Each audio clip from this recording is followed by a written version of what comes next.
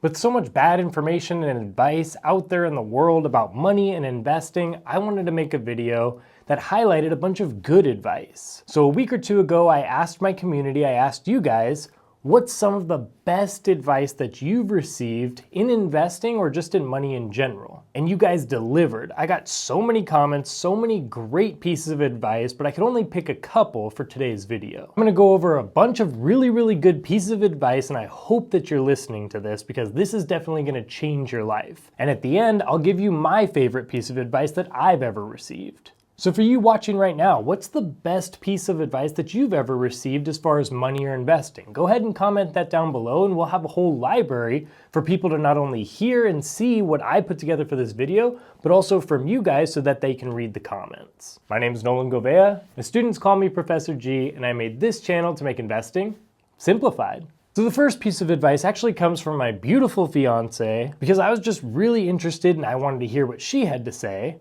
I also wanted to have an excuse to show off these awesome engagement photos because she's beautiful and I'm just so lucky. And especially show off this picture here with our Broncos hats because Denver Broncos Super Bowl this year, guaranteed. Just kidding. Anyway, back to the money advice. When I asked her what was the best piece of advice you've ever received on money or investing in your entire life, she went ahead and gave me 3 because she's an overachiever, but this first one is so important and it's the one that I wanted to start this video with. Spend money on things that are worth it because money will always come.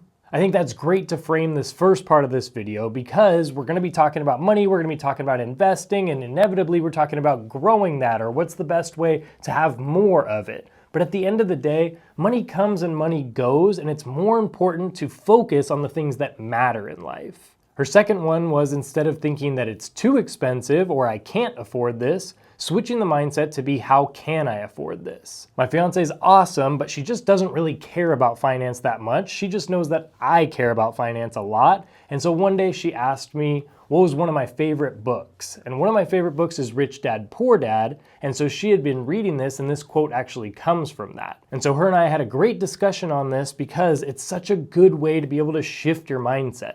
If something's expensive, but you want to buy it, but maybe you can't afford it right now, how can you change your mindset to say, okay, but how can I afford it? Do I need a budget in order to make it happen? Do I need to start a side hustle? What are some ways that we can figure out how to afford it rather than just sit there and say, I can't afford it? Or even worse, no, you can't afford it, buy it, put it on a credit card, and now you just set up a whole new liability for you and your family. Her third one was huge and it resonated with a bunch of your guys' comments, and this one is, patience wins the game in investing. Especially right now, we're seeing this, but the market just drops and it goes up and it goes down, and just having patience to throw your money into the market, let it do its thing for years, and let that compound interest grow, that's how you're gonna win in investing. The next one comes from Supplement Dude.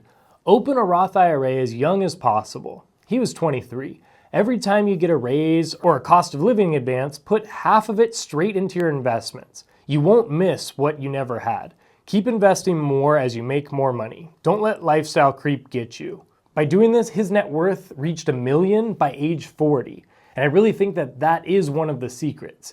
As you get raises, as you make more money, keep your living expenses low, let that delta grow, and then that amount, that disposable income, throw that into solid investments and just let it work for you. I really like that he said, just do it, get it automated, get it set, because you're not gonna miss it. And that's true. It's much harder to start taking your paycheck fully and then one day say, I'll take a portion of this that I'm used to getting and throwing that into investing. If you could do it right away when you get a raise, that's a hack. This next one's from Rettler 1974, and he said, stay the course, weather the ups and downs. Also, SCHD for life. I just had to throw this one in here because this dude's been commenting on my videos for years, and I love it, love the support, thank you so much. I do agree, SCHD for life, literally. But very much so, during these times right now that things are turbulent, stay the course. This one here was just awesome, and they said, a wise man once gave me a powerful acronym. ABBAA, which if you haven't seen one of my videos, I talked about this idea of ABBAA, always be buying appreciating assets. And you know what? You're the legend for that comment. And I couldn't agree more. Always be buying appreciating assets at a time when it's down, that's even better, like right now because things are on sale. but just in general, be looking to buy things that are going to increase in the future. This person said time in the market beats timing the market. Dollar cost average helped my portfolio grow exponentially. In my younger days, I was always waiting on the next crash, spent too much time on the sidelines. This one's huge right now. I'm seeing it, and I'm sure that you're seeing it if you've been invested and you're watching the markets. The crash keeps happening. We do see a slide of 5%, and then maybe we're throwing money in, and then it drops another 5%, and then we're throwing some money in, and then it drops another 5%. And so I'm sure that you're getting exhausted with the buy the dip mentality. And that's why right now I've been saying this is an accumulation period over this whole 2025, just dollar cost average, and you'll be buying at low prices the whole time. But also it won't set in that fatigue of like, I need to buy at the exactly correct time for the dip. This next person said, time is like a river. You cannot touch the same water twice because the flow that is past will never pass again. Enjoy every moment in your life. And I've heard this one before. I forget who said this actually. So if you know, comment that down below because I would want to check that out. I guess I could have Googled it. I am a professor. I could have figured this stuff out. But anyway, I wanted to include this one because this is kind of like along the same lines of what my fiance had said and helps us frame to understand what's important in this life. I guarantee that it's not just having a total dollar amount. Even though that might be at the forefront of your mind, the reason why you want to have that dollar amount is because of something. You want to enjoy more time with your family. You want to be able to gift more things for your friends and family, or you might want to be able to be more charitable with your church or whatever it may be, but it's not the actual money itself. We only have so many moments until this life is over, and so I really like this idea. I really hope that that frames your mindset and that yes, we work hard to make a bunch of money and that we are diligent and good stewards of that money, but at the end of the day, remember what matters most. But first, I want to thank and introduce the sponsor of this video, Delete Me. Did you know that your personal data is being sold online by data brokers? You have the right to stay private and protect your personal data. Delete Me is a hands-free subscription service that will remove your personal information that's being sold online. Right now, it's becoming all too common of this trend of data breaches resulting in the loss of personal data control. 1/3 of the US population's background info is now public. Delete Me's privacy experts remove your personal information such as phone number, address, and other important information from hundreds of data brokers all year long.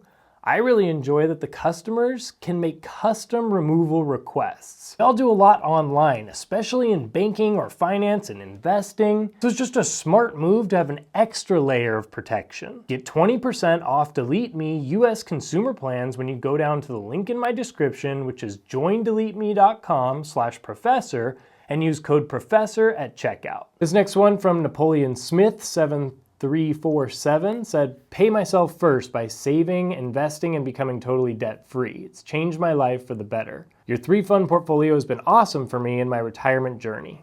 That makes me super excited to hear. I'm very, very happy that that's working out for you. I know it's working out for me. But that whole idea of pay yourself first is so big. It's this idea of almost like automating to where when your money comes in from your paycheck or commissions or whatever, you already have it earmarked for something else, or it literally takes the money out right away. So you don't even see it. So it's kind of like when we were talking about from before, when you get those raises and things, you take that extra money and throw it directly into savings or directly into investing, and that's how you really compound your net worth. This next person said, buy and hold. Invest small portion of your portfolio on high risk, high reward opportunities. Invest a large portion of your portfolio on low risk, low reward. This is just wisdom here, y'all. It's very, very tough because when we're seeing something that's going up like crazy, like think Nvidia or even Bitcoin or something of that nature, Palantir maybe. When you see that thing going up like crazy and it's going up 15, 20, 30% in like a week or two, you might think to yourself, well, I might as well put more of my portfolio into that because that's what's gonna grow so much. But as we've seen lately, a lot of these companies are down 20, 30, 40% just in the last 2 weeks or so. And so if you put too much of your portfolio into something high risk like that, you're gonna see that your portfolio is down a lot more than the market average. So that's why I always say about 80 to 90% of your portfolio should be in nice, broad, solid ETFs like I talk about in my videos. And then maybe 10 to 20% you could do something a little bit higher risk, higher reward for something like this. Next one's from Michigan Man 845, and it says, don't blindly trust a random guy on YouTube. And this is actually from Minority Mindset, which is another YouTuber. And I've said this in probably every single one of my videos as well. Don't just blindly trust anything I have to say or anything anybody else has to say. I don't care about their credibility. I could sit here and tell you what's in my portfolio and why and all these different things, and it may not be the best move for you personally. Your portfolio should be very specific to your goals, which is why I don't just share what's in my portfolio, or I don't just share an ETF or a stock that I like and that's it. I give you a bunch of metrics or things for you to think about, and what I'm hoping this channel does is start your research so that you can go out and research further to see if it works for you, your risk profile, your personality, all that different types of things. Next is from J. Dom Smith. It's not how much money you make, but how much money you keep, how hard it works for you, and how many generations you keep it for. This is from Robert Kiyosaki. Robert Kiyosaki just has so many good quotes, especially from Rich Dad, Poor Dad. No matter what you think of him now, that book was genius, but that just said it right there. I have so many people in my network that make high 6 figures, into the 7 figures, and they're still seemingly living paycheck to paycheck. I literally know somebody who makes over $500,000 a year and never has enough money to just go out to dinner or something, because he has too many toys, he's paying off too many things at once, and he's always stressed about that next paycheck. It's not about how much money you make, it's about how much money you keep. In my private coaching, one of my clients made $60,000 a year consistently for over 30 years, and this person had over 7 figures saved up in her retirement account by the time that she retired. These are the types of things that I'm hoping for you and for what you do in your investing. This one's huge. Emotions are the worst enemy of superior investing. I like that it was in caps because that should be shouted from the mountaintops. Now I understand it. Money is emotional. Investing is emotional. Seeing your portfolio go from $500,000 down to $430,000 is definitely a sad thing. It's a hard thing on our emotions. It's hard to see red days, and that's why people are so scared to buy when the prices are literally cheaper. It's weird in our investing psychology. But you have to do your best to push emotions off to the side and just keep going, staying the course. That's what this channel is all about. That's why if you just stick to the 3 fund portfolio and you just set it and forget it and just automate it or have it go every single month, dollar cost average forever, no matter rain or shine, that's what's gonna keep you going, and that's gonna keep your emotions way out of it. This next one is huge. Spend less than you make. Boom.